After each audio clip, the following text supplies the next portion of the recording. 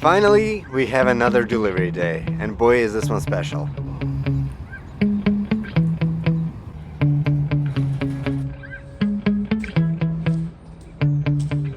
First things first, let's get it off the trailer.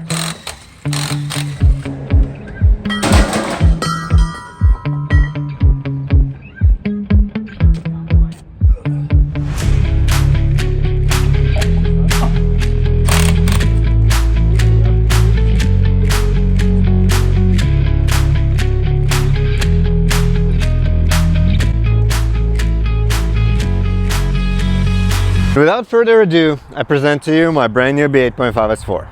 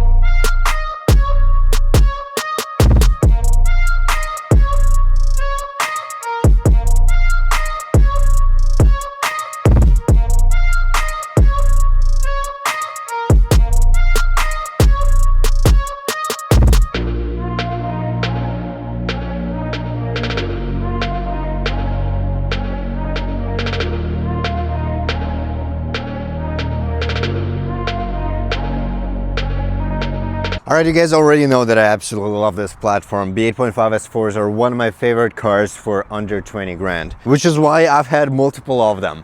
This exact car here, almost a year ago, I bought it on Copart, very crashed, and fixed it on this channel. And that was actually one of my very first big videos that did really well.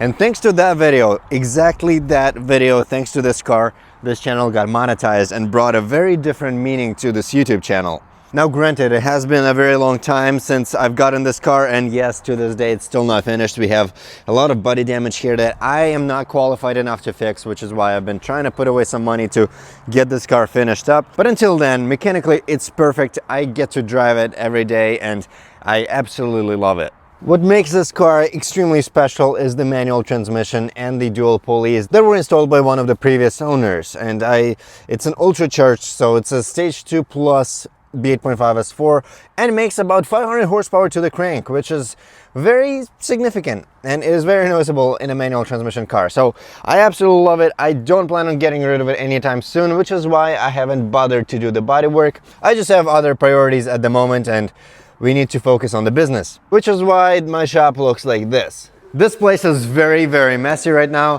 We are starting to clear things out because I'm currently moving to a new shop, which is incredibly exciting, and I believe the video on that should be out already. If you haven't checked it out already, please make sure to do so after watching this video. But yeah, so we've got this S4. Needs a whole lot of love, and the thing is that I have 5 days to move out of the shop, and hopefully I can move this car to the new shop without having to tow it.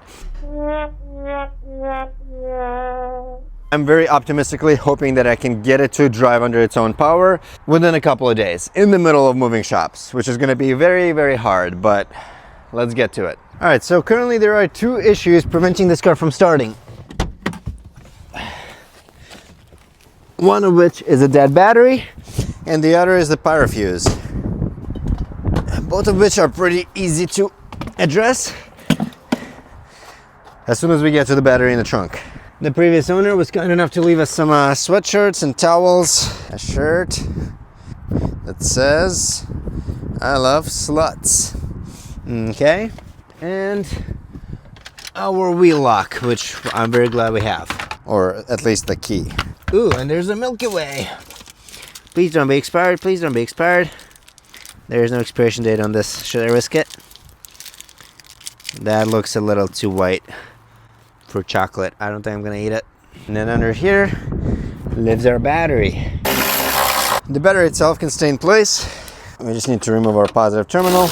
And then the pyro fuse lives right in the back of this. There's just two 13mm nuts holding it in place. And here we go. This guy is most likely blown.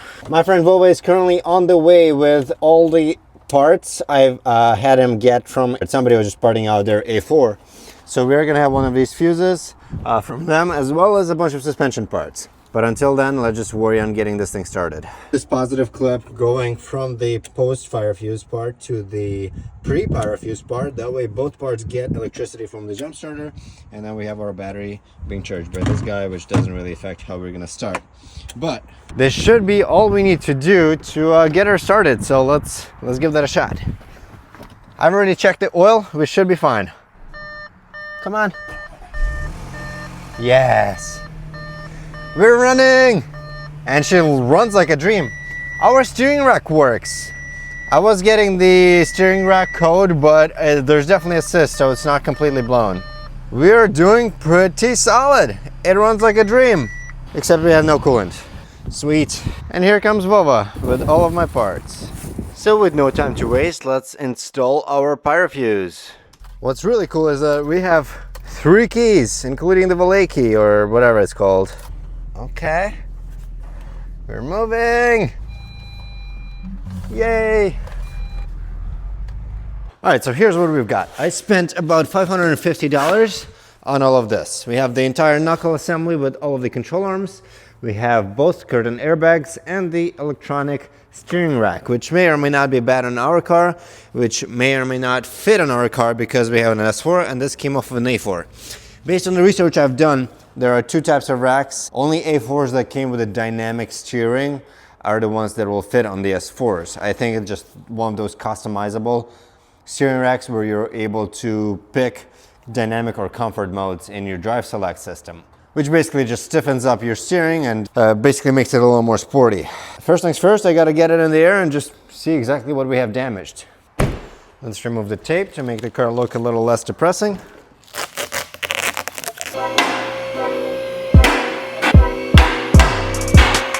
Okay, got the car in the air and well, honestly, news are not good. So if you're not sure what you're looking at, well, needless to say is that this gap is not supposed to be here. So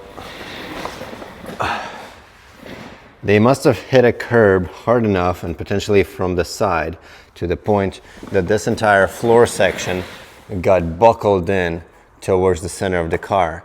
And now we have this giant hole. I mean, that has got to be 2 inches from the floor, rocker panel to the door. And as you can see, this here is bent. So this needs to be pulled down really hard and probably outward to make this straight again. So that is not going to be doable without a frame machine. I'm definitely going to have to pay somebody to do this if they can even do that.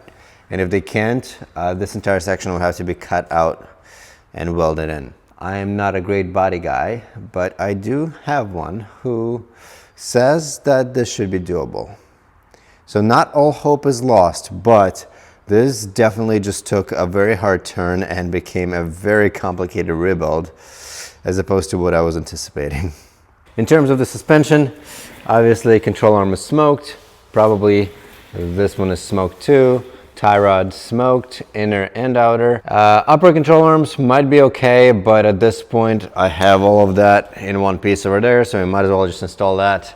Steering rack, pretty easy to swap, not worried about that. But honestly, when I was driving the car, the steering was working. So potentially this thing isn't too far gone. Maybe we can erase the codes and maybe it'll even work, who knows? Sway bar looks good. Luckily it didn't even break the plastic sway bar end links. And then the front end, obviously pretty much the entire front clip is gonna be in need of replacement because the radiator, condenser I think survived. We'll be able to test that by turning on our AC. And then the heat exchanger is supposed to be down here too for the supercharger. That goes down the supercharger and keeps the air cooler. And then of course the bumper, radiator support.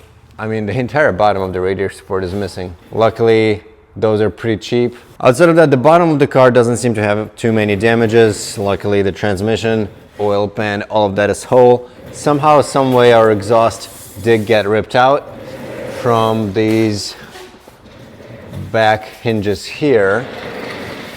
This guy just came off, and then this guy, I mean, I think it just ripped out the hanger. We're missing that entire thing. There's nowhere to attach the rubber bushing to. Could be worse, could be better. All I know is that this is gonna take longer than I thought, because I'm gonna need to throw some solid money at the bodywork. And we're gonna need a bumper. Anyhow, the only things keeping this car from being drivable are the suspension and the cooling, so let's get started on that. I started with removing the brake caliper so that we can get better access to all of the other bolts, plus the brake caliper is in good shape so that can stay with the car and we won't have to bleed the brake fluid. Next, let's remove the outer side of the axle so that our knuckle comes free, as well as getting rid of the rotor is going to empty up some space.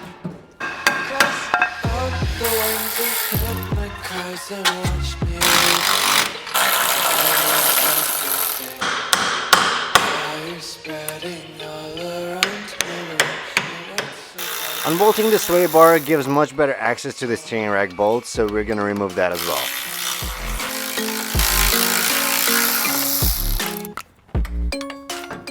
Next are the two bolts for the steering rack, which I decided to remove since we might as well, while we're doing all this work, I don't want to risk it with the old steering rack that may or may not be good. There is a pinch bolt deep inside holding the steering rack to the steering column, and we need to remove that so that it slides right out.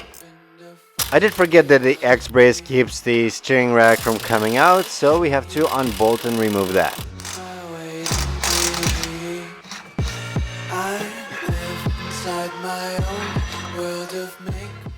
And with that out, the new rack can go right in, which is a little complicated because you really want to make sure that it doesn't fall and break your neck.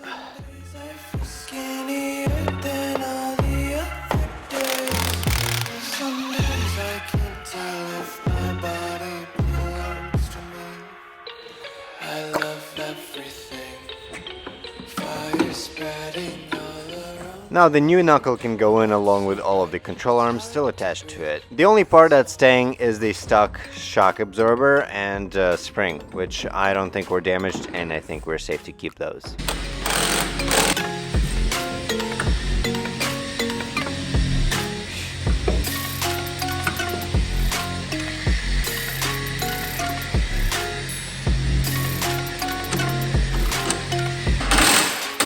Now before we can properly tighten down all of the bushings, I do have to lower the car onto a jack so that the axle gets to its right height position, meaning that all of the suspension is where it's going to be when the car is on the road, and we don't stress the rubber bushings too much by compressing them too soon.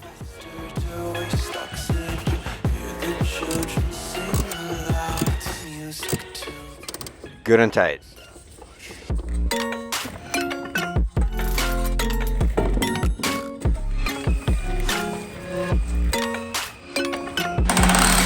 Alright you guys, as you can see, the shop is now very, very empty. You might have seen this in the other video, but yes, we're almost done moving out.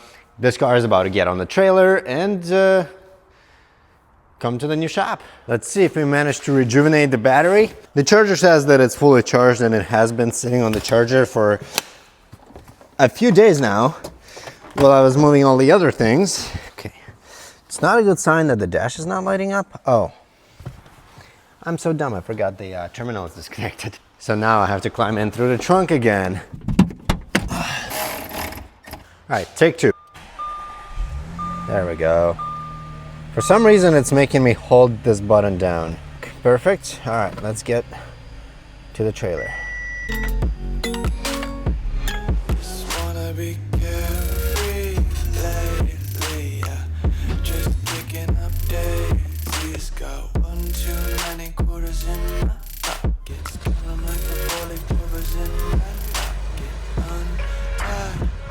So because it doesn't seem like I have a lot of a profit margin with this car, I really need to be very careful with how I spend money on the parts, and we do need a lot of parts.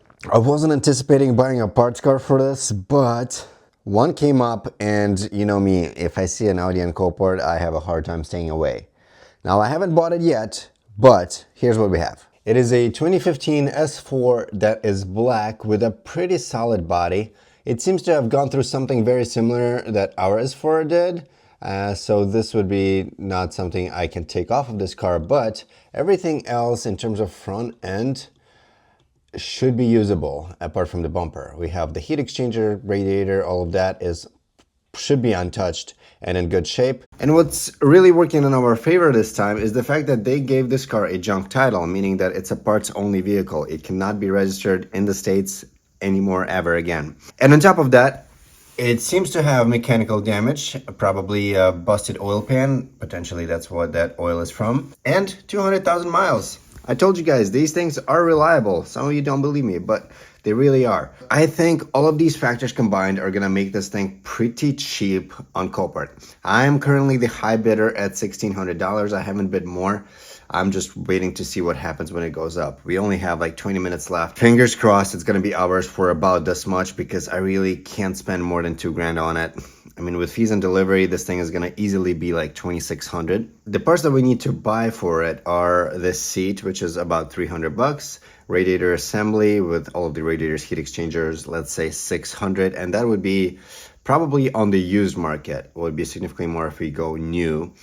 Rear bumper, probably about $600. Front bumper, probably fixable, so we're not gonna buy that. And it also really needs tires or wheels. So we're looking at about $2,300 worth of parts needed to fix this, to rebuild this. Not to mention the body work, that's gonna be probably about $2,000. So I think this makes sense considering the fact that we can still part that car out. You know, there's still a decent amount of good parts on this, considering it's an S4. All of the seats, all but the driver one, should sell for at least $300-400. Steering wheel, that's good money right there. Interior, shifter, stuff like that. Even the motor, I think the motor might still be okay on this car, even though it has this many miles. The transmission, suspension, headlights are big money on these. Long story short, I should be able to make at least $1,000 back and then turn it into a junkyard and get another few $100. So financially, I think this makes sense. Parts cars usually do. It all really depends on how much it goes for on auction. So let's wait and see. All right, our next one's up. Oh boy. So far, nobody else has bid on this, so I am very hopeful. Please don't bid. Please don't bid. Okay. 1,600. Yes. Okay. Whew. $1,600. I bought an S4 for $1,600. That is pretty good. It is a pure sale, so we definitely have that car. And now I just have to pay for it, get it delivered, and tear it apart for parts. Parts that I need, parts that I'm gonna sell, and then I'm gonna need to get it out of my shop as soon as possible because I do not have space for a parts car.